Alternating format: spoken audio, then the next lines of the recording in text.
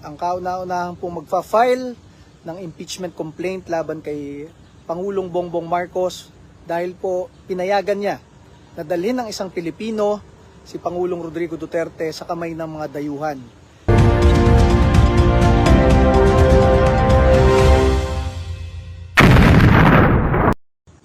Ito po si Chairman Ronald Cardema ng Duterte Youth Party List. At kami po, nina Congresswoman Cardema ay nandito sa Kongreso at ang inyong Duterte Youth Party List po. Ang kauna-unahan pong magfa-file ng impeachment complaint laban kay Pangulong Bongbong Marcos dahil po pinayagan niya na dalhin ng isang Pilipino si Pangulong Rodrigo Duterte sa kamay ng mga dayuhan. Ang atin pong ini-invoke dyan ay ang soberanya ng bansa dahil nakalagay po sa konstitusyon ng Pilipinas, sovereignty resides in the Filipino people. Ibig sabihin, ang soberanya ng bansa ay tayo, mga buhay na Pilipino. Kaya nung March 11, nung pinayagan ni Pangulong Bongbong Marcos, isurrender ang isang Pilipino sa kamay ng mga dayuhan, isinurrender na rin po ang soberanya ng bansa. Kaya dapat po merong managot sa ganyang pangyayari sa ating bansa. Or else, pwedeng ulit-ulitin po yan. Ang pwede lang pong ikaso sa isang presidente ay ang impeachment complaint. Hindi po siya pwede kasuhan sa Korte Suprema o sa iba't ibang korte. Ito lang po ang mechanism ng ating konstitusyon para kasuhan ng isang presidente. At dyan po, napakaganda ng ating impeachment complaint. Pinagpapaliwanag po ang Pangulong Bongbong Marcos dun po sa ating articles of impeachment, which is culpable violation of the Constitution at betrayal of public trust. Bakit po culpable violation of the Constitution? Siya po ay nanumpa sa kanyang unang araw na ipagtatanggol niya at susundin niya ang konstitusyon ng bansa. At syempre itataguyod niya ang soberanya ng bansa sa kanyang ginawa na pag-surrender sa isang Pilipino sa mga dayuhan, isinurrender ang soberanya ng bansa. At sa konstitusyon natin, binibigyan ng due process ang lahat ng Pilipino.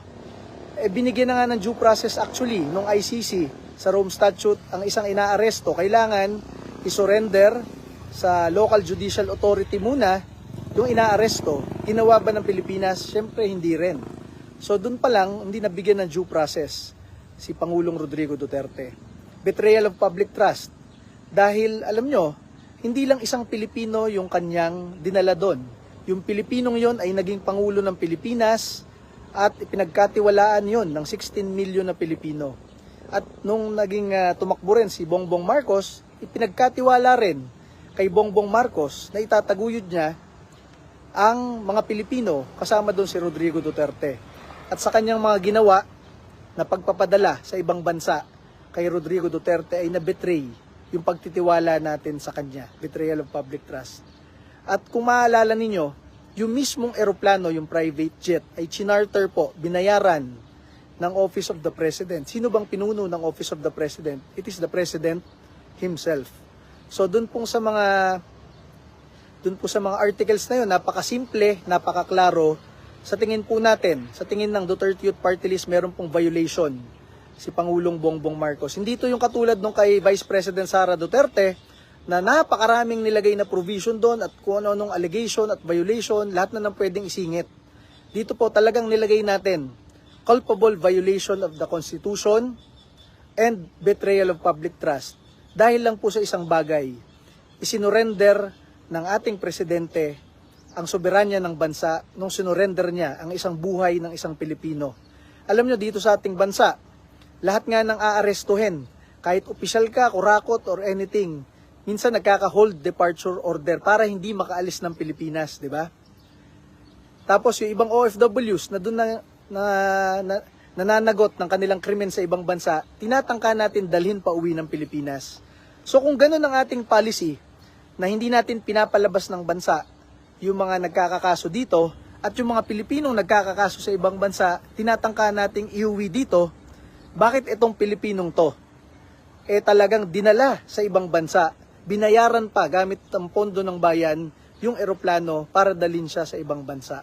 So tayo po at ang milyong-milyong mga Pilipino na naghahanap ng kasagutan dito sa pangyayaring ito, ngayon pong araw na ito ay tinatangka ng Duterte Youth Party List magkaroon po ng kasagutan sa pamamagitan ng pagfa-file ng isang impeachment complaint para ipaliwanag ng Pangulong Bongbong Marcos itong mga nangyaring ito. Ang ating inaantay po ay yung Office of the Secretary General kasi sila po ang magre-receive. Ang sinasabi po kanina, hindi nila i-receive kasi wala daw po si Secretary General. Pero nakalagay po sa rules ng House of Representatives sa impeachment proceedings, it is the Office of the Secretary General who will receive. Yung opisina ang magre-receive, hindi yung absent na tao, di ba? At kung wala yung Secretary General, nandiyan naman yung mga Deputy Secretary General, ayaw rin nila i-receive. Ang sinasabi nila, yung boss lang nila ang pwedeng mag-receive. Pero naaayon po sa mga rules po dito, yung opisina po nila ay pwede nang i-receive yon. So inaantay po natin dito i-receive. At tayo po sa Duterte Youth Party List ay patuloy na naninindigan, patuloy na lumalaban at patuloy na nagiging tunay na boses ng sambayan ng Pilipino dito po sa Kongreso. Tayo lang po ang nagtanggol kay Pangulong Duterte sa Quadcom hearing. Tayo lang po ang nagbabalik ng death penalty para sa mga rapist, kidnapper, durugista, kriminal, terorista at kurakot sa gobyerno. Tayo lang po ngayon ang nagfa-file ng impeachment para managot ang Pangulong Bongbong Marcos doon sa ating grievances kung bakit dinala ang isang Pilipino sa kamay ng mga dayuhan, si dating Pangulong Rodrigo Duterte. Muli po, samahan niyo po ang Duterte Youth Party List, ang kaisa-isa pong naninindigan para sa ating mga pinaglalaban po dito sa ating bansa. Maraming salamat po. Mga kasama natin ngayon ang chairman ng Duterte Youth Party List at dating chairman din ng National Youth Commission, walang iba kundi si Ginoong Ronald Cardema. Chairman, good evening. Meron kayong hakbang na ginawa ngayong araw. Ano po yung chairman? Tayo po sa Duterte Youth Party List ay nagpunta sa Kongreso, sa House of Representatives para po mag-file ng impeachment complaint, kauna-una ang impeachment complaint laban kay Pangulong Bongbong Marcos. Bakit po? Dahil po inalaw niya na ang isang Pilipino, Rodrigo Duterte, ay ibigay sa kamay ng mga dayuhan. So nandun po, very clear po yung ating final. Culpable violation of the Constitution and betrayal of public trust. Gawa lang po nun. Bakit po? Nakasaad sa konstitusyon, ang sovereignty o soberanya ng bansa ay nasa taong bayan. Hindi sa teritoryo, kasi ang teritoryo nag-iiba-iba, lumalaki, lumiliit, may dispute minsan. Nasa taong bayan ang soberanya. Kaya nung March 11, nung surrender ng gobyerno ni Bongbong Marcos, si Rodrigo Duterte sa mga dayuhan, sinurrender rin po nila ang soberanya ng bansa. Yan po ang ating fina-file. Kaya lang po, kanina po, matagal tayo doon, ayaw i-accept ng Office of the Secretary General ng House of Representatives. Ang sinasabi nila, ang kailangan lang daw mag-accept, ay pwede mag-accept ay si SecGen mismo.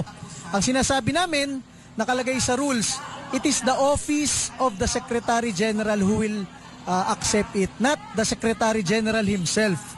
Yun po, ayaw po talaga nilang i-accept. Pero at least po na-erase po natin at next week po, babalikan po natin yung Office of the Secretary General hanggang ma-file po natin yon formally. Sir, ano sa tingin nyo yung nangyayari na kahit simpleng ceremonial process, hindi po ino-honor ng House of Representatives based po sa inyong sinabi ngayon? Alam nyo, bilang dating head of agency ng isang ahensya sa gobyerno, pag ikaw magpapareceive, ministerial duty lang mag-receive, tatatakan mo lang received. Ganun lang sa lahat ng opisina ng gobyerno. Hindi naman pwedeng lahat ng boss nandun lagi, di ba? So dapat po in-accept yun. At ipipilit natin i-accept nila yun next week po. Si Admar po may katanungan, partner. Opo. Si Chairman Ronald. Opo, at sa nakikita nyo po, Boss Admar. Chairman, magandang gabi. Sa nakikita nyo po dito sa isusulong ninyo, sakalin mang mapormal na maisapinal yan.